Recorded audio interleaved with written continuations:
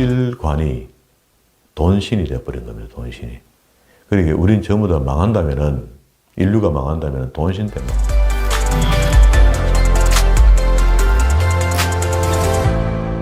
오늘도 하나님께서 저와 여러분이 주신 말씀은 요한복음 1장 1절 이하의 말씀을 통하여 예수님의 사역의 증거를 보라 하신다는 말씀의 제목으로 하나님의 말씀이 증거될 때에 하나님의 목적, 하나님의 계획, 하나님의 뜻이 잘 들려져서 그 말씀에 순종할 때 주시는 참복을 마음껏 누리시는 저와 여러분 되기를 주의 이름으로 축원합니다. 지난 시간까지 우리는 마태복음, 마가복음, 누가복음 이렇게 해서 공감복음을 정리했고요.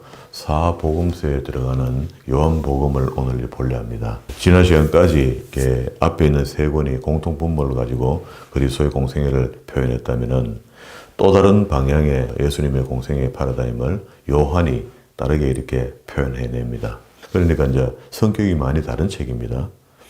이 전체 주제를 본다면은 예수님의 신성을 나타내려고 하는 의도가 요한에게 깔려 있습니다. 그래서 예수님의 신성이라는 것은 우리가 요한복음 안에 아주 중요하게 봐야 될 7가지가 있는데요. 그게 나는 생명의 떡이다. 나는 세상의 빛이다. 나는 양의 문이다. 나는 떡이요. 나는 부활이요. 나는 빛이요. 길이요. 진리요. 생명이다. 그러니까 이제 이러한 표현들을 하면서 그리스도께서 스스로 고백하시기를 나는 생명이요, 나는 길이요, 나는 진리요, 나는 양의 문이다. 이런 표현들은 사람으로서는 할 수 없는 거거든요. 우리가 스스로 이야기하기를 나는 문이다 이렇게 말 못하잖아요. 그런 것처럼 그리스도의 자신을 표현하는데 그 표현이 결국은 하나님 아들 하나님이다 하고 그 신성을 이야기하는 겁니다. 그런데 여기에다 포커스를 맞춰놓고 이 책을 보면은 책이 훨씬 더 많이 보이게 되겠죠. 그래서 이 책 전체 안에는요, 37개, 옛날에 그 인쇄하는 책을 보고 있는데, 그럼 36개 이렇게 되어 있거든요. 37개로 지금까지 이제 마감이 되어 있어요. 37개 정도가 있고, 그 안에 이제 예수님의 신성을 노골적으로 표현하는 부분이 15개가 있습니다. 15개가 있는데, 신학자들이 이제 공식적으로 A고 M이라 이렇게 해서, 나는 무엇이다 하는 뜻이거든요. A고 M이가. 7개가 따로 들어 있습니다. 방금 조금 전에 제가 이야기했던 나는 떡이요, 빛이요, 문이요, 이렇게 표현하는 것은 A고 M이 속에 들어가는 것이고, 제가 봤을 때는 그런 표현이 15개더라고요. 전부 다. 추가로 더 있더라. 그렇게 해서 책에 찾아놓은 겁니다. 이러면 이제 요한복음 전체가 보는 방향이 정해졌는데요. 우리 구조표를 보면은 1장 1절부터 쭉 내려가면서 첫 번째 로고스 사건, 말씀의 사건, 그 빛의 사건이 있었다. 그 이야기가 1장 1절부터 쭉 내려가면서 특수한 자료, 37개의 자료가 다 포함되어 쭉 내려가다가 마지막 한 주간의 삶이 시작되는데 그게 12장 12절부터 마지막 한 주간의 삶이 이어집니다. 그리고 근데 그 속에 이제 안에 보혜사 성령에 대한 소개가 있고요.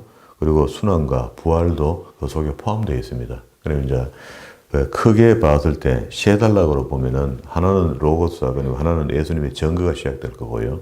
세상을 향한 증거죠. 그리고 마지막 한 주간의 삶이 이어지는 동안에 보혜사가 소개되고 있다. 이렇게 보면 되겠죠. 이제 간략하게 좀 줄여 보는 게 일단 성경을 매듭을 지어 놓는 거니까 매듭을 지어야 보이거든요. 자, 전체적으로 개요는 이렇고 그러면 이제 1장 1절부터 쭉 내려가는 이야기가 12장 11절까지가 로고스 사건과 예수님의 증거가 있었고 그리고 마지막 한 주간 속에도 증거가 있습니다. 로고스 사건도 있고요. 나는 무엇이다 이야기 하거든요. 그리고 이걸 딱 부러지게 구분은 못하지만 전체 맥락을 지으면은 그렇다는 겁니다. 이제. 그러면 이제 한 단락, 두 단락, 한 세 단락을 보면 되겠죠. 마지막 한 주간에 한 단락, 예수님의 증거 한 단락, 로고스 사건이 한 단락이다. 오늘 빛의 사건이다. 그지? 오늘 읽었던 본문의 말씀이 주제를 하나 딴다면은 말씀이 육신이 되신다는 것을 증거하고 있는 겁니다. 빛으로 오셨다. 그가 말씀하셨고 그게 빛이다. 그가 바로 그리스도다 했고 19절부터는 세례 요한의 증거가 있습니다. 다른 곳에서는 이만큼 상세하게 이야기 안 하거든요. 세례 요한이 예수님을 어떻게 표현하는지 5가지로 쭉 설명을 해요. 그리고 난 뒤에 37절에 와서 제자들 5제자를 주에 따라 불러요. 부르고 난 뒤에 그야말로 공생애가 시작되는데 첫 번째 사건이 가나안 잔치에 참여하는 그게 2장에 있는 이야기입니다. 그럼 오늘 1장에 있는 이야기를 봐야 되는데 태초에 말씀이 계시니라. 이 말씀이 하나님과 함께 계셨으니 이 말씀은 곧 하나님이시라. 어려운 것 같은데 어렵지 않죠. 이 책의 성격이 그렇습니다. 요한이 잘 알아서 기록해 놨어요. 우리가 잘 읽으면은, 읽기만 잘 읽으면은 좀 이해가 잘 되도록 이렇게 해놓은 것 같아요. 그가 태초에 하나님과 함께 계셨고 만물이 그로 말미암아 지은 바 되었으니 지은 것이 하나도 그가 없이 된 것이 없다. 그러면은 성부와 성자와 성령이 창세 이전부터, 우리 이제 이런 것들을 볼 때 에베소서를 딱 정배가 보면 돼요. 에베소서 책을 한번 펴보세요. 그 에베소서의 구원에 대한 이야기를 하면서 3절부터 봅니다. 찬송하리로다. 하나님 곧 우리 주 예수 그리스도의 아버지께서 그리스도 안에서 하늘에 속한 모든 신령한 복으로 우리에게 복 주시되 곧 창세 전에 하죠. 요 창세 전에 하는 게 우리의 예정을 이야기하지만 우리의 예정론을 볼 때 창세 전이냐 후냐 하는 이야기를 이렇게 질문에 딱 얹어놓거든요. 창세 전에 불렀다. 여기서 나왔거든요. 그러면 창세 전에 부를 때 그가 누구였나? 하나님 혼자 하셨나? 그걸 보면 되겠죠. 그리스도 안에서 우리를 택하다. 이렇죠. 그러면 성부와 성자 성령이 함께 있었던 겁니다. 그때. 우리로 사랑 안에서 그 앞에 거룩하고 흠이 없게 하시려고 그 기쁘신 뜻대로 우리를 예정하사 예수 그리스도로 말미암아 자기의 아들들이 되게 하셨으니 이는 그의 사랑하시는 자 안에서 우리에게 거저 주시는 바 그의 은혜의 영광에 참밌게 하려는 것이라. 3절에 하나님 곧 했죠. 찬송을 해도 하나님 곧.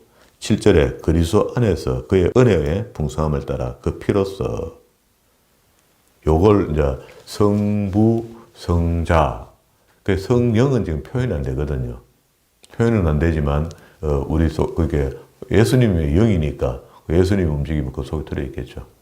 이걸 이제 그리스도의 영은 이렇게 표현해야 되는 것이니까. 자, 그리스도의 영을 다시 요한복음에 와서 이제 그러니까 이게 앞에서 이야기하지 못했던 것들을 공간복음은 공간복음이지만 예수님 공생을 다 기록했지만 이 속에서는 이런 것들을 기록 빠뜨린 거야.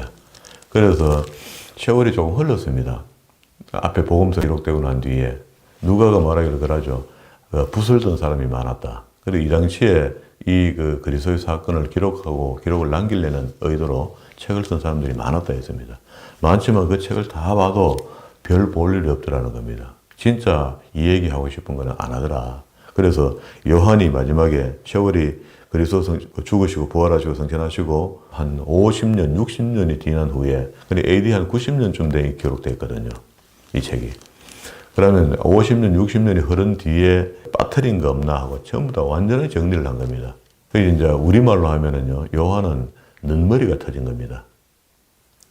우리 그런 사람 있잖아요. 뒤에 공부하고 눈머리가 열려서 발굴의 어떤 실력을 발휘하는 사람들이 있잖아요.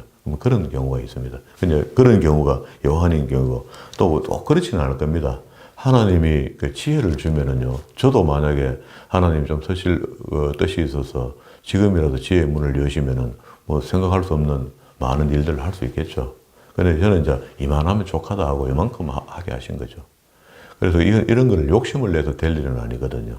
그 요한이 예를 들어서 나도 이제 요한처럼 한번 해봐야 되겠다 하고 뭐 하려고 막 이렇게 하면 욕심이 될 수가 있죠. 다시 요한복음 돌아왔습니다. 이 빛에 대한 이야기, 이 빛이라 하는 게 요한 1서, 2서, 3서, 요한복음까지 그리고 또 요한계시록까지 안에 전체 성격을 보면은요, 그리스도를 표현하는 표현이 이런 식의 표현을 많이 해요. 그걸 폼새가 그렇다. 그가 태초에 하나님과 함께 계셨고 만물이 그로 말미암아 지은 바 되었으니 지은 것이 하나도 그가 없이 된 것이 없다. 그 안에 생명이 있으니 이 생명은 사람들의 빛이라. 그 안에 생명이 있다. 이게 하면 성령을 비유해서 표현하는 게 안 되겠습니까? 사람들이 빛이 됐고 그 안에 진짜 생명이 있다면은 우리의 영혼을 살릴 수 있는 것은 진리가 되는 거죠. 그래서 성령이 우리에게 임하시면은 진리를 깨닫게 하시니까 연결이 되어 있는 거죠. 빛이 어둠을 비추되 어둠이 깨닫지 못하더라. 그러게 어둠이 스스로 빛을 알아볼 수는 없죠. 빛이 와야 어둠이 내가 꽤 어두웠구나. 그래서 밝아야 되겠다. 하나님께로서 보내심을 받은 사람이 났으니 이름은 요한이라. 요한은 세례 요한을 지금 이야기하는 겁니다. 19절부터 세례 요한이 그리스도를 나타내는 증거를 5개를 딱 내놔요. 구원에서 보면 딱 보입니다. 저가 전가로 와서니 곧 빛에 대하여 전가하고 모든 사람으로 자기를 인하여 믿게 하려 함이라. 그는 이 빛이 아니요 이 빛에 대한 전가로 온 자다. 빛 자체는 진리, 빛 이렇게 하면 그리스도가 되는 건데 그 빛을 전가하러 온 분이 예수님 앞에 온 분이 세례 요한이다. 다른 책과 이제 표현이 좀 다르죠. 앞에 세 분이 그 기록할 때 세례 요한이 이야기한 거하고는 이야기 좀 다르다, 그지? 참빛, 곧 세상에 와서 각 사람에게 비추는 빛이 있었나니 이 참빛 하는 말이 원어로 보면 로고스거든요. 진리란 말이에요, 진리. 우리는 교회 이름을 참빛으로 지어놓고 난 뒤에 저는 뭐 로고스고 이런 거 몰랐습니다. 그냥 뭐 참빛 하니까 좋다, 참빛 하자 하면서 참빛으로 이름을 지어놓고 난 뒤에 보니까 그렇게 그 성경하고 맞는 말씀이고 우리가 지금 하고 있는 사역하고 말씀하고 맞는 겁니다. 어떻게 뭐 덜레이지도 않고 설레이지도 않고 많이 과하지도 않고 잘 맞는 것 같아요. 저도 뭐 크게 뭐 참빛이라는 이름하고 외진 짓도 안 하는 것 같고 뭐 된 것 같아요. 우리 교회 성도들도 또 왔다 가고 이렇게 하지만 다 그렇게 왔다가 가지 별나게 이어서 부흥 운동을 하자고 이런 것도 없고 그래 하고 가요. 그가 세상에 계셨으며 세상은 그로 말미암아 지은 바 되었으되 세상이 그를 알지 못하였고 그게 그리스도가 오셔도 그리스도를 알아주는 사람이 없었다. 결국 그를 십자가에 못 박았기 때문에 우리가 다시 살게 된 거죠. 그래서 참 신묘막측합니다. 어떻게 그런 일을만 하나님 계획하셨을까? 이런 걸 생각하면 진짜 이런 걸 좀 깊이 생각하면 죄송하죠. 우리의 죄 때문에 그렇게 됐으니까. 원래 우리 아버지, 할아버지 올라가면은 아담이 나오잖아요. 그래, 아담 때 하와가 지은 죄 때문에 지금 이 모양이 돼버렸잖아요. 원죄가 발생되면서. 에덴 동산에 쫓겨나고 사람 대 사람끼리 사니까 인간의 죄를 짓게 된 거죠. 자범죄. 그게 이제 그런 죄들을 용서받을 수 있는 것이 예수 그리스도 이름으로 하나님께 이제 기도할 수 있도록 된 겁니다. 자기 땅에 오매 자기 백성이 영접지 아니하였으나 영접하는 자 곧 그 이름을 믿는 자에게는 하나님의 자녀가 되는 권세를 주셨으니 하나님의 자녀가 되는 권세를 주었다. 그 이름 예수라는 이름을 믿는 자에게 하나님의 자녀가 되는 권세를 줬다. 그래서 예수 이름으로 하나님 앞에 나가서 우리가 무엇이든지 할 수 있는 겁니다. 그러니까 예수 이름 빼고 나면은요 스스로 못 나가요. 나가면 죽습니다. 죽는다고 봅니다. 이렇게 구약의 대제사장이 거룩한 지성소에 1년에 한 번을 들어가거든요. 모든 백성들의 죄를 사하러 들어간단 말이에요. 그럼 이제 들어갈 때 이분이 회개하고 다 해가 들어갑니다. 들어가는데 만약에 안에 들어가서 회개 안 됐는 게 있고 뭐 죄가 발견이 되면 그것도 적사해 본다는 거라. 그게 적사하면 그 다음 이제 이 사람이 지성소 안에서 사람이 죽었으니까 그 시신을 끌고 나와야 되는데 누구 들어가겠으면 두려워서. 그래서 한 번에 들어갈 때 발목에다가 끈을 딱 메고 들어간대요. 밧줄을. 그래서 안에 들어가다가 적사하면은 밖에서 줄을 당겨서 사람을 시신을 끄집어낸대요. 그만큼 두려운 곳이다. 그런데 예수 그리스도의 이름으로 지성소에 그가 십자가에 못 박혀 돌아가시는 날 휘장이라는 것은 지성소와 성소를 갈라놓은 거거든요. 그러니까 이게 벗겨가 있는 곳이라면은 이 앞쪽이 이제 천이 가려져 있는 거야. 두꺼운 천이. 그게 위에서 아래로 갈라졌다는 겁니다. 그러면서 예수의 이름으로 이제 하나님 앞에 담대히 나갈 수 있도록 됐다. 주일 예배 시작할 때 항상 그걸 외잖아요. 제가.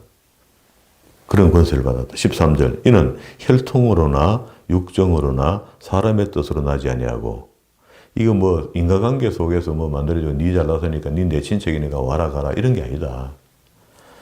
오직 하나님께로서 난 자들이니라. 우리 뭐 이거는 뭐 신불신 간에 믿든지 안 믿든지 어떤 상황이 있든지 인간이라면 말입니다. 인간. 그게 혈통으로나 육정으로나 사람의 뜻으로 그런 걸로 되는 게 아니다. 그게 뭐 세상에 종교가 많이 있지만 우리가 세상의 종교하고 똑같은 어떤 의미의 종교를 표현할 수 없는 겁니다. 우리는 종교 아니거든요, 사실은요. 민간에 우리가 그 학문으로 표현하든지 의식적으로 표현하든지 뭘 표현하려고 서로 대화를 하려다 보니까 종교로 이야기하는 거지. 우리는 하나님 믿는 이게 종교가 아닙니다. 단일신이고 우리 인간의 도리는 하나님을 믿어야 되는데 인간 속에서 우상숭배가 만들어지면서 종교가 만들어졌고 그렇게 종교라고 자기들이 이야기하니까 많은 사람들이 허다한 사람들이 그렇게 이야기하니까 우리가 종교가 뭐고 이렇게 할 수는 없잖아요. 그래도 뭘 하는 신을 믿는 걸 종교라는 거라. 우리도 그러면 하나님을 믿으니까 종교도 하고 이 얘기를 같이 해보니까 되는 거지. 우리는 종교로 얘기할 수가 없습니다. 그냥 하나님이 천지를 창조하셨고 그분의 피조물로서 그냥 하나님을 믿는데 그 보니까 못된 것들이 우상숭배하다고 보니까 종교라는 단어를 만들어낸 거야. 그래서 우리도 그것도 종교라고 이야기하는 겁니다.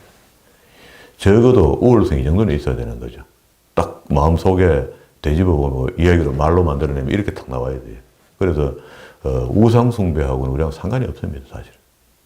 그런데도 불구하고 우리 매일 우상숭배에 허덕이죠.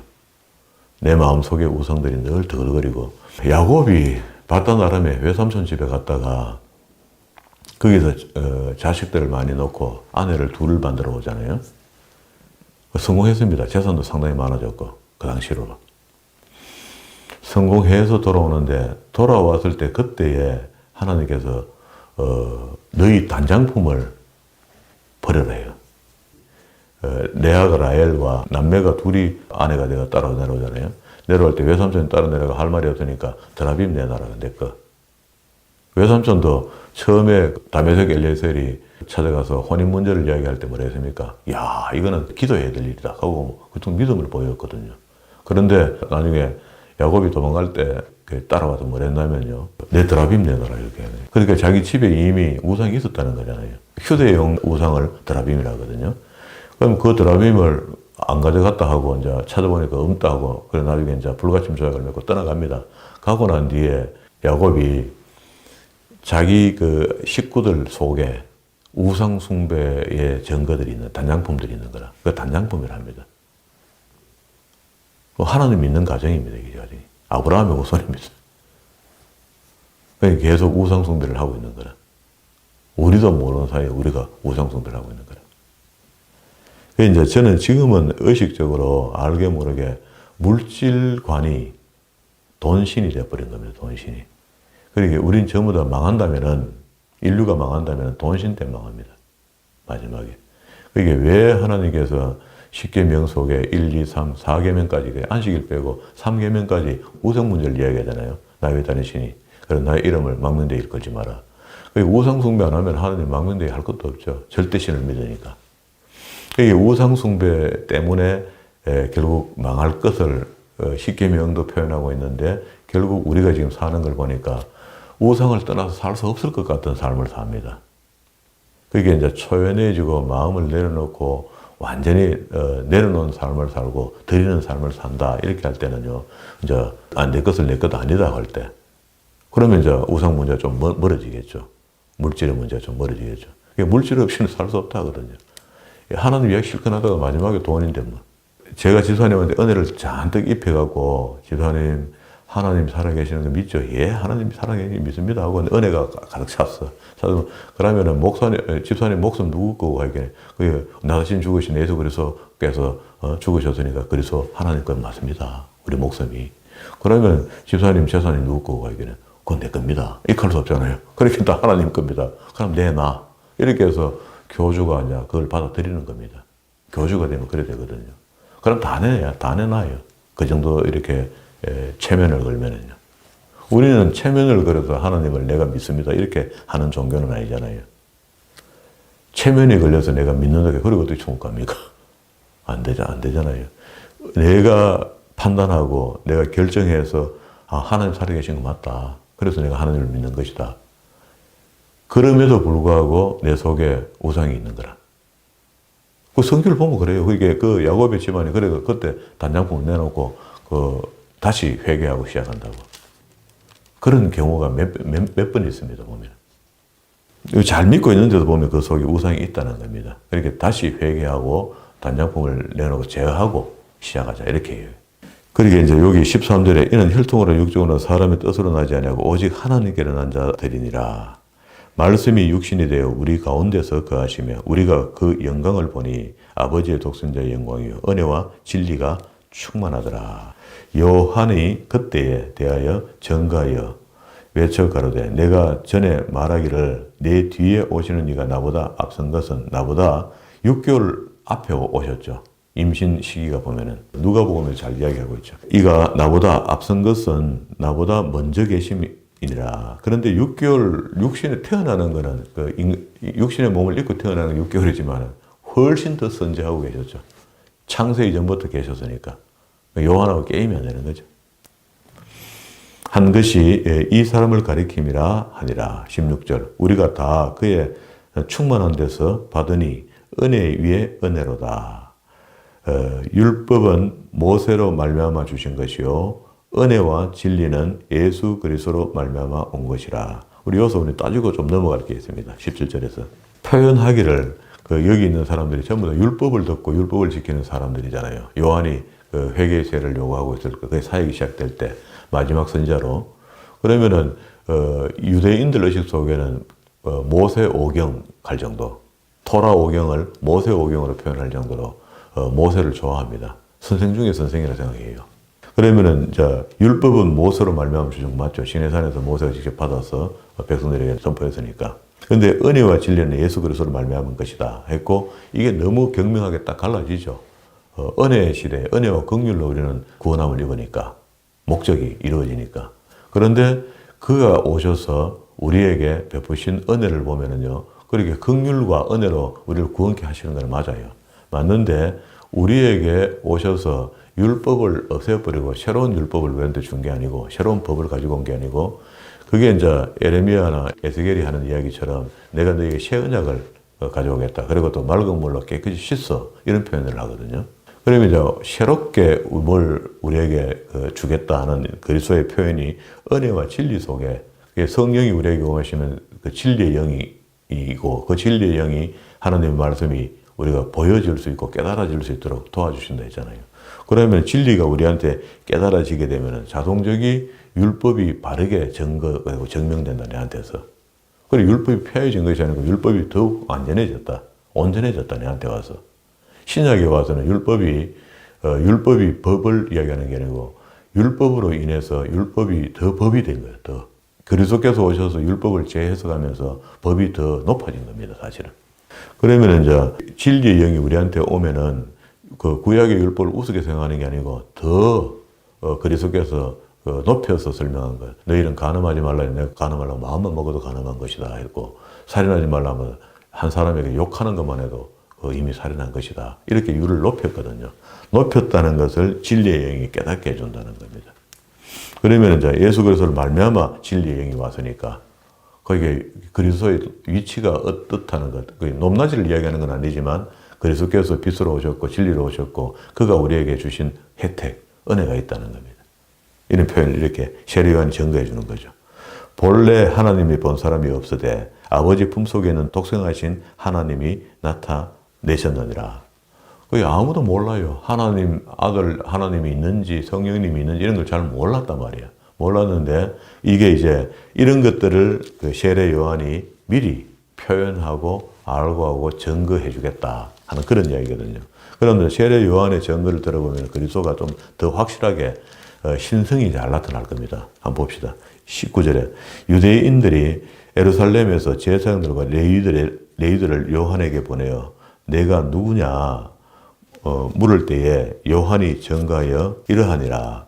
요한이 드러내어 말하고 숨기지 아니하니 드러내어 하는 말이 나는 그리스도가 아니라 한데, 그게 본인이 부인함으로 그리스도가 더 나타나게 되는 거죠. 그 이후에 뒤에 왔던 사람이 묻되 그러면 내가 엘리야냐? 그래서 가로되 나는 아니라. 또 묻되 내가 그 선지자냐? 대답하되 아니라. 또 말하되 누구냐? 우리를 보낸 이에게 대답하게 하라. 너는 내게 대하여 무엇이라 하느냐? 가로되 나는 선지자 이사야 말과 같이 주의 길을 곧 하라고 광야에서 외치는 자의 소리가 된다. 저희는 바리새인에게 보낸 자라. 또 물어 가로되 내가 만일 그리스도도 아니요 엘리야도 아니요 그 선지자도 아닐진데 어찌하여 세례를 주고 혼자 익하고 있노? 요한이 대답하되 나는 물로 세례를 주거니와 너희 가운데 너희가 알지 못하는 한 사람이 섰으니 곧 내 뒤에 오시는 이 그이라.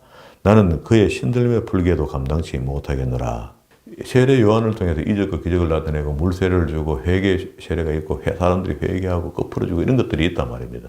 있는데 그런데 이 사람이 그 뒤에 나 뒤에 오는 사람 한테 대면 나는 아무것도 아니다. 신끈도 못 푼다. 이 일은 요한의 세례를 주던 곳 요단강 건너편 베다니에서 된 일이라 이러한 일도 있었다. 그러면 이제 이 사건을 기록했으니까 이 기록을 읽는 우리가 뒤에 오신 이가 굉장한 분이다 하는 것을 그냥 읽었던 사람들은 알게 되겠죠. 그리고 두 번째 증거입니다. 이튿날 요한이 예수께 자기에게 나오심을 보고 가라사대 보라 세상 죄를 지고 가는 하나님의 어린 양이로다. 그러니까 표현이 참 대단합니다. 그죠? 세상 모든 죄를 지고 죄 하나도 없으신 분이 그걸 지고 가는 어린 양으로 비유를 했어요. 어린 양은 아니죠.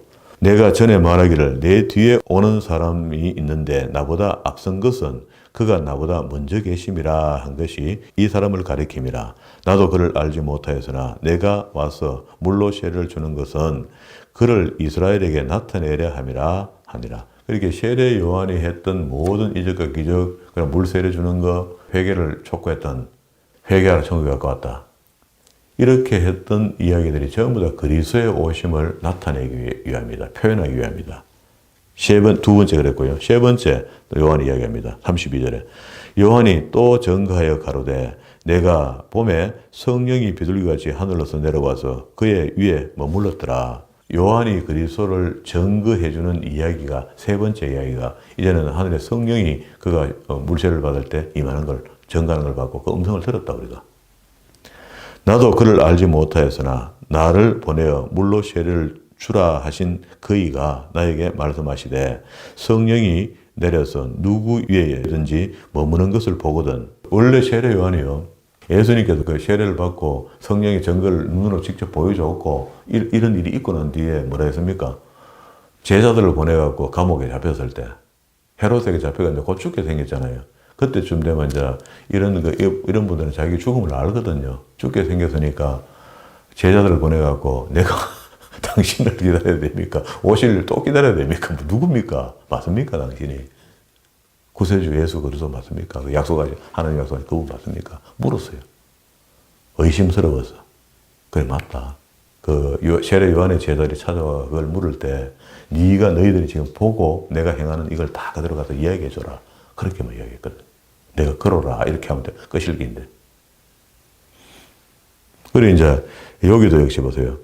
머무는 것을 보거든 이라고 했으니까 하나님께서 이제 세례를 줄 때에 성령이 어느 누구에게 머무는가를 보는 겁니다. 그가 곧 성령으로 세례를 주는 이인 줄을 알게 하셨기에 첫 번째 내가 보고 또 그가 하나님의 아들이심을 증거하였다. 그게 증명이 됐고 정명이 됐기 때문에 그가 예수라 했고 그가 하나님의 아들이다. 이렇게 이야기한 거다. 그리고 이제 네 번째 요한이 또 증거합니다. 이 사건을 두고 그렇게 세 번째 사건에서는 내가 성령으로 세례를 주고 그가 하나님 아들이심을 확실히 그 성령이 머무는 것을 보고 음성도 들었고 증거한 거 맞다.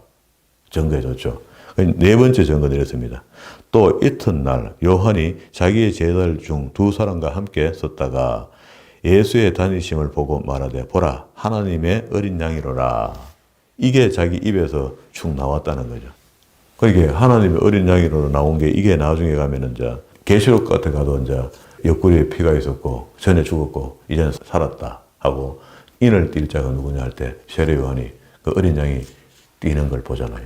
이제 어린 양으로 묘사돼서 그리스도를 표현을 자꾸 하거든요. 19절부터 지금 세례 요한의 증거가 하나, 둘, 셋, 네 개가 있었고 그 안에 성령으로 세례를 주는 이인 줄을 알라 하셨기에 인지하게 됐고 그가 하나님의 아들이심을 그걸 증거할 수밖에 없었다. 그렇게 세례 요한은 표현을 했는데 그 전체적으로 봤을 때 네 번의 큰 단락을 갖고 36절까지 이야기를 했어요. 예수가 그리스도다, 구세주다, 맞다. 그분이 하나님 아들 하나님 맞다, 어린 양 맞다. 자꾸 이제 이런 표현을 했습니다. 그런데 어린 양이라는 의미는 이렇습니다. 구약의 하나님과 만남 속에서는 항상 제물이 필요했거든요. 짐승의 피가. 그 짐승의 피가 신약 초기에 예수님께서 오셔서 그 제물로 단번에 다 드려주시는 겁니다. 우리가 지금부터 앞으로 하나님께 나갈 때 제물을 들고 나가야 될 모든 제물을 다 하나로 그리스도가 자신이 다 짊어지고 그렇게 그 말은 다시 얘기하면 모든 죄, 인생에 있는 모든 죄를 다 지고 하나님 앞에 단번에 자신을 드린 겁니다. 자신을 드림으로 하나님은 더 이상 이제 우리에게 재물을 요구할 필요가 없어요. 그러니까 이게 이제 씻어진 거, 정리가 된 겁니다. 정리가 됐지만은 우리가 지금 주님 앞에 나갈 때는 이제 재물 같은 거 갖고 가고 주님 이렇게 하는 게 아니고 예수의 이름을 갖고 가야 되는 거예요. 확실히 내가 예수를 믿느냐, 안 믿느냐. 그 믿는 사람은 구원을 받았고 믿지 않는 사람은 구원을 받지 못했다. 요게 이제 극명하게 갈라진 거죠. 이런 증거가 그때나 지금이나 똑같이 필요할 겁니다. 예수 그리스도를 믿을 때에 그가 정말 우리의 구세주 맞는지 아닌지에 대해서 이 당시의 종교인들, 바리새인이나 유대인 장로들이 세례 요한을 만날 때 그가 마지막 선지자인 것을 믿고 그를 믿어주고 싶기는 믿어주고 싶은데 그가 증거하고 있는 예수를 믿기는 좀 그렇단 말이야. 찝찝하다고. 사람이니까. 사람이 신이 될 수 없다. 이렇게 믿고 있는 유대인들로서는. 그러니까 이 마지막 선지자 세례 요한이 내가 그리스도를 증거해 줄게 하면서 요한이 보고 느끼고 빠진 것을 전부 다 나열해서 여기서 기록을 남겼는데 앞에 세 분이 기록했던 책과는 성격이 좀 완전 달라요. 더 자세히 왜 이거는 왜 의심의 여지가 있다는 겁니다. 자꾸 의심한 날이 앞에 거 보고 그런데 내가 아는 그 세례 요한은 그렇지 않았는데 하고 그걸 더 보충해서 딱 적어 놓은 거죠. 그래서 그리스도를 그 안에서 그렇게 표현하면서 그리스도를 표현하잖아요. 그게 하는 아들인 것을 증거했다. 증거하고 있는 겁니다. 그 세례 요한의 증거가 그걸 앞에 마태, 마가, 누가에서는 그렇게 명쾌하게 못 적어놓은 것 같으니까 보강해서 적어 놓은 겁니다. 그래서 네 권이 다 있어야 된다는 겁니다. 사복음서가 다 있어야지 예수님이 그렇게 그 면면이 착착착 다 보인다는 거예요. 그 앞에 거는 공통분모가 똑같지만 뒤에 요한은 전혀 다른 부분에 빠뜨린 부분을 다 적었는데 그게 바로 하나님 아들 하나님이라는 것을 증거하고 싶은 겁니다. 내용 속에. 이 책 내용 속에 그렇다는 거예요. 이제 오늘 37절부터 여기 뒤에 남아있는 51절까지 남아있는 이야기는요. 이제 그 다른 책에는 보면 뭐 두 제자를 부르고 네 제자를 부르고 뭐 이렇게 표현. 여기는 보니까 다섯 제자를 불러요. 그 뒤에 추가된 사람 한 사람이 보면 46절에 있는 사람인데 나다네엘입니다. 이 사람이 예수님께 소개되는 모습을 보여주는 겁니다. 그 다음 시간에 봅시다. 오늘 여기까지. 우리 요한복음 이렇게 생각하면은 요한이라는 단어 자체가 좀 착한 것 같고 온순한 것 같고 우리한테 좀 접근성이 있는 그런 단어인 것 같아요. 요한이라는 이름 자체가 요한복음 이렇게 하면은요. 그게 결국은 처음에는 우레와 같은 사람으로 불림받았다가 나중에 끝에 가면은 사랑의 사도로 바뀝니다. 요한 1세에 내려가면은 사랑에 대한 온전한 이야기들을 이야기하거든요. 우리 종교가 처음 만났을 때는 내가 변함이 없을 줄 몰라도 그게 그리스도를 만나서 부딪히게 되면은 그 말씀이 내한테 스며들어 오기 시작하면은 우리를 바꿔놓습니다. 그게 바뀌어져야 돼요. 예수 100년 믿은 걸 자랑하는 것이 아니고 1년을 믿어도 그리스도께서 요구하시는 만큼 우리는 변화되어야 됩니다. 변화되었을 때 하나님 쓰실 수 있거든요. 변화되지 않고 자기 마음대로 사는 사람을 하나님 쓰시지는 못해요. 물론 구원하면 이룰 수 있습니다. 예수 믿었으니까. 그리고 예수 믿고 나는데 믿었다는 게 다가 아니고 그걸 증거하고 증명해내야 됩니다. 말씀에 순종하는 삶이 내한테 나와야 돼요. 그래서 우리가 지금 만나보면은 예수 믿는다라고 하는데 그 사람이 너무 거칠고 너무 정화가 안 되고 순화가 안 되고 이렇게 하면은요. 놔둬야 돼요. 가만 놔둬야 됩니다. 놔두면 진짜 때가 되어 변하든지 아니면 계속 극하고 살든지 극하고 살아가는 천국 못 갑니다. 진짜 구원받은 사람이라면은 반사적으로 우리 속에서 나와야 되는 게 오직 예수 그리스도의 믿음으로 우리가 구원을 받았지만 우리 구원받을 때 또 다른 요소가 행함이 구원의 요소는 될 수 없지만 구원받았다면 그 행함이 믿음과 함께 동행한다 했습니다. 이거 야고보 이야기거든요. 이런 것들이 우리한테 기억에 있어서 옛날에 행함이 그리스도인의 삶으로 바뀌어져서 행함이 되는 거지. 옛날 내가 하던 행동들이 그대로 안고 내가 오늘 예수 믿었다니까 이거 같이 행할 수는 없다는 겁니다. 강도짓 하면서 예수 믿는다 할 수 없잖아요. 이거는 예수 그리스도를 영접하면 사람이 순화되게 돼 있고 하나님 말씀에 준한 삶을 따라가도록 받게 될 수 없는 거예요. 왜 그러냐면 성령이 내한테 계셔 그래요. 보혜사 성령이 진리의 영으로 오셔서 어떤 책을 보다가도 성경책에 있다가 눈이 정지가 돼버리는 거예요. 내 스스로가. 그래서 성경 말씀이 더 오묘하고 달게 느껴지는 겁니다. 세상의 어떤 교훈으로도 나를 바꿀 수 없었는데 그리스도의 말씀이 주의 말씀이 내게 양약 같은 말씀이 돼서 나를 바꾸는다는 이야기입니다. 그러니까 그게 믿음과 행함이 함께 동행한다는 겁니다. 우리가 구원받을 때는 행함이 소용없습니다. 아무 상관없습니다. 예수 그리스도를 믿음으로 구원받았으니까 그 이후에 우리의 행함이 함께 동행하도록 되어 있다.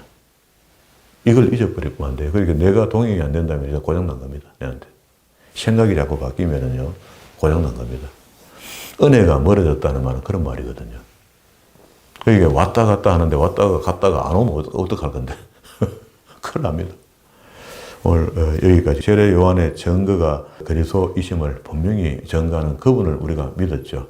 그분을 믿었으니까 그분이 원하는 삶을 살아서 우리 영광의 도구로만 쓰임받는 저와 여러분 되기를 주의 이름으로